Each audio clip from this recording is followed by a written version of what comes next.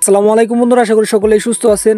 MemeFi কয়েনের price কত হতে পারে, এক একটা মিমিফাই কয়েন কত সেন্টে যাইতে পারে, এই হিসাবটা কিন্তু আজকে আমরা করব এবং প্রাইস প্রেডিকশনটা করব। ঠিক আছে, তো টেলিগ্রামে আমি আপনাদের জানাই দিছি যে কত মিলিয়ন মার্কেট ক্যাপ হইলে কত সেন্টে প্রাইসটা যাবে।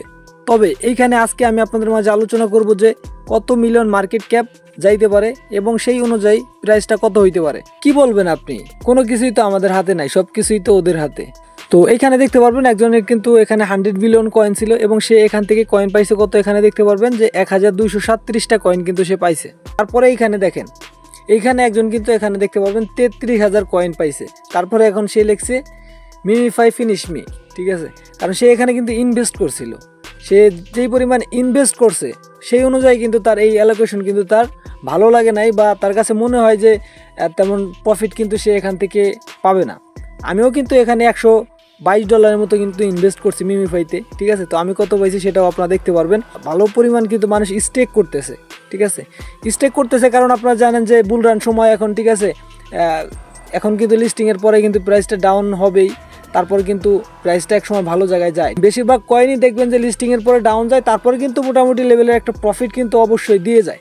তো এই জন্য কিন্তু অনেকেই আছে স্টেকিং করতেছে।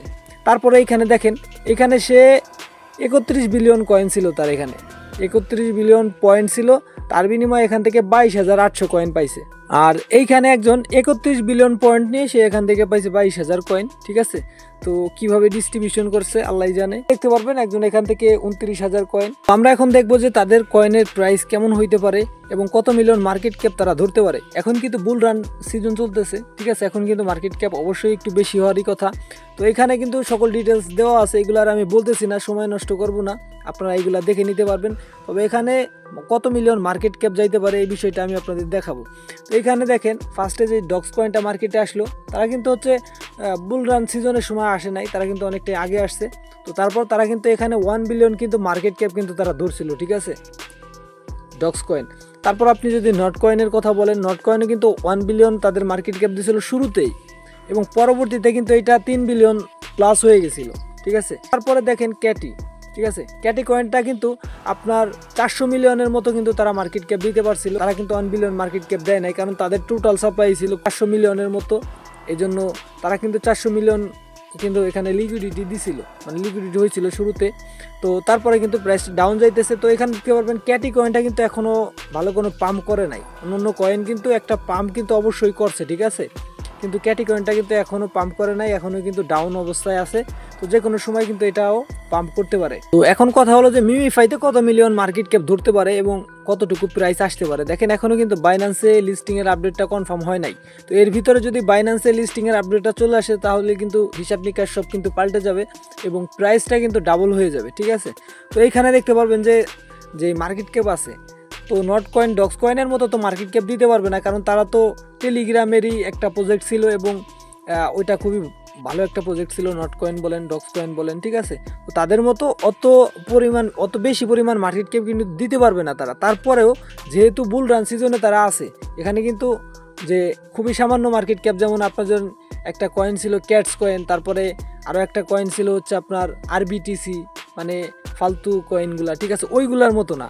এইখানে তাদের মিনিমাম যে মার্কেট ক্যাপটা হবে, মিনিমাম মার্কেট ক্যাপ এখানে আপনি দেখতে পারবেন যে 300 থেকে 400 মিলিয়ন মার্কেট ক্যাপ কিন্তু ইজিভাবে হয়ে যাবে। ঠিক আছে, মানে 300 থেকে 400 মিলিয়ন মার্কেট ক্যাপ যদি হয়, এখানে দেখতে পারবেন যে 300 মিলিয়ন মার্কেট ক্যাপ হইলে 3 সেন্ট হবে, তারপর 400 মিলিয়ন মার্কেট ক্যাপ হইলে 4 সেন্ট হবে।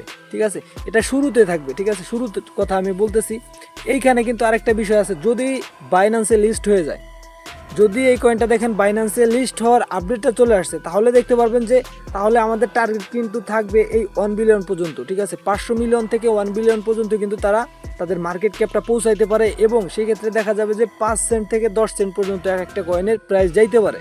ঠিক আছে, এটা কিন্তু অসম্ভব কিছু না যদি তারা বাইন্যান্সে তাদের কয়েনটা লিস্ট করে। এখনই যেহেতু আমরা বুল রানের ভিতরে আছি, আপনারা দেখেন যে অধিকাংশ কয়েনই কিন্তু লিস্ট হওয়ার পরে প্রাইসটা ডাউন যায়, পরবর্তীতে যে কোনো এক সময় ভালো একটা পাম্প করেই। ঠিক আছে, আর এখন যেহেতু বুল রান সময় অবশ্যই কিন্তু পাম্প করবে। আর যদি দেখেন যে গ্রাজের মতো হয়, গ্রাজ আমরা কিন্তু মাইনিং করছিলাম এবং তাদের কিন্তু সিজন 2 চলতেছে, একটা কয়েনের প্রাইস কি পরিমাণ $3-4 পর্যন্ত চলে গেছে। দেখেন লিস্টিংয়ের পরে কিন্তু তারা ডাউন মারে নাই, তারা শুধু উপরেই উঠছে প্রাইসটা, ঠিক আছে, ডাউন হালকা পরিমাণ মারি তারপর কিন্তু উপরে চলে গেছে প্রাইসটা। তো মিমিফাই যদি শুরুতে দেখেন, কারণ অনেকেই কিন্তু সেল করবে শুরুতেই এই সকল প্রজেক্ট, কিন্তু তাদের মার্কেট ক্যাপটা একটু ডাউনে রাখে, যারা এয়ারড্রপ থেকে কয়েন পাইছে তারা সেল করে বের হয়ে যাবে, তারপরে প্রকৃত যেই বায়ার আছে তারা কিন্তু ঢুকবে, ঠিক আছে। তো দেখা যাক কি হয়, প্রাইসটা কোন পর্যন্ত যাইতে পারে। তো আমার টার্গেট এখান থেকে এখন যে অবস্থায় আছে দেখেন, এখন কিন্তু সবাই বলতেছে যে 1 সেন্ট কি 2 সেন্ট প্রাইস হইতে পারে, ঠিক আছে। তবে আমি মনে করি যে এখান থেকে 300 থেকে 400 মিলিয়ন মার্কেট ক্যাপ অবশ্যই তারা দিবে, এবং 3 থেকে 4 সেন্ট কিন্তু এক একটা কয়েনের প্রাইস হইতে পারে। তো এখন আমি আপনাদের দেখাবো যে এই কয়েনটা আপনি কিভাবে উইথড্র করবেন, কারণ এইখানে তো আপনার অন্য কোনো এক্সচেঞ্জার কিন্তু এখনো অ্যাড করে নাই। দেখেন এখানে তারা বলছে যে এখানে কিন্তু এক্সচেঞ্জার আসবে, তারা বলছে এখানে, আমি আপনাদের আপডেটটা দিয়ে দিয়েছিলাম যে এই যে এক্সচেঞ্জগুলো আছে এই এক্সচেঞ্জগুলোতে কিন্তু আমরা উইথড্র করতে পারবো, এই অপশনগুলো কিন্তু আমাদের এখানে দিবে। তো এখনও কিন্তু দেয় নাই। ইন কেস যদি না দেয় তাহলে আমরা কিভাবে এখান থেকে উইথড্র করবো, কারণ এখন কিন্তু তারা উইথড্রটা রাখছে শুধুমাত্র OKX এক্সচেঞ্জারে। আর আপনারা জানেন যে বাংলাদেশ ইন্ডিয়া থেকে কিন্তু OKX এক্সচেঞ্জার কিন্তু কাজ করা যায় না, ঠিক আছে, এবং KYC করা যায় না। ওইখানে ফান্ড নিলে অলরেডি কিন্তু আমার একটা অ্যাকাউন্ট ছিল, ঠিক আছে, আমি কিনছিলাম, সেই অ্যাকাউন্টে আমার প্রায় $30-32 মতো ফান্ড রয়েছে, সেটা কিন্তু অ্যাকাউন্ট এখন আমার ফেস ভেরিফাই চায়। তো যেহেতু আমি এটা কিনছিলাম, অন্য আরেকজন ফেস ভেরিফাই করছিল, তো ওইটা কিন্তু আমার বাদ, এই জন্য OKX এক্সচেঞ্জারে ভুলেও যাওয়া যাবে না। তো কীভাবে এটা ক্লেম করবেন যদি অন্য কোনো এক্সচেঞ্জার এখানে না দেয়, সেই প্রসেসটা আমি আপনাদের দেখাই দেবো। তো আমি ফার্স্টে এয়ারড্রপে গেলাম, এখানে দেখতে পারবেন যে আমার ব্যালেন্সটা কিন্তু আপনি এখানে দেখতে পারতেছেন। আমি মোট এখানে $120 থেকে $22 এরকম কিন্তু আমি এখানে খরচ করছিলাম, ঠিক আছে। তো দেখা যাক এখানে আমার কতটুকু প্রফিট হয়, ঠিক আছে। আর কাজ তো কম করি নাই, মিমিফাইতে যে পরিমাণ কাজ করছি রে ভাই, ঠিক আছে। আপনারা জানেন যে যারা পুরাতন ইউজার আছেন, একদম শুরু থেকে কিন্তু আমরা এখানে কাজ করে আসতেছি, একদম শুরু থেকে। তারপরে এখানে ইনভেস্ট করছি, ডেইলি চেকিং, তারপরে এই সেই প্রচুর কাজ কিন্তু আমরা এখানে করছি।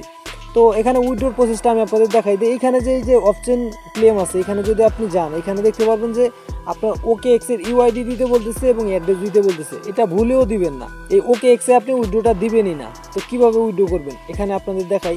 এইখানে দেখেন, এখানে যে 1 চেইন ক্লেম হবে OKX ওয়ালেটে, ঠিক আছে, এটা কিন্তু আর 6 দিন পরে হবে, ঠিক আছে, 6 দিন পর থেকে কিন্তু এইটা চালু হয়ে যাবে।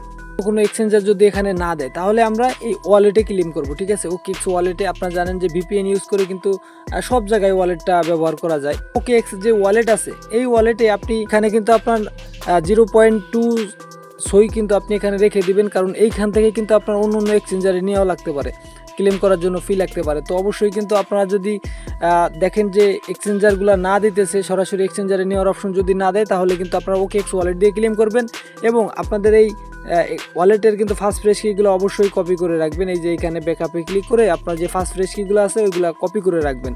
তাহলে আপনি যে কোনো ওয়ালেট ইম্পোর্ট করে দেন, মেটামাক্স ওয়ালেটে ইম্পোর্ট করলেন বা ট্রাস্ট ওয়ালেটে ইম্পোর্ট করে, তারপরে কিন্তু আপনি ওইখান থেকে আপনার ব্যালেন্সগুলো আপনি এক্সচেঞ্জারে ট্রান্সফার করতে পারবেন, কোনো সমস্যা নাই। এবং এই মিমিফাই কয়েন কখন কোন সময় লিস্ট হবে এবং কি পরিমাণ প্রাইস যাইতে পারে, তখন কি আপনি সেল করবেন কিনা, এই সংক্রান্ত আপডেট পাওয়ার জন্য অবশ্যই আমাদের টেলিগ্রামে জয়েন হয়ে থাকেন। ভিডিও ডিসক্রিপশন বক্সে কিন্তু আমাদের টেলিগ্রামের যেই লিঙ্কটা আছে ওইটা আপনি পেয়ে যাবেন।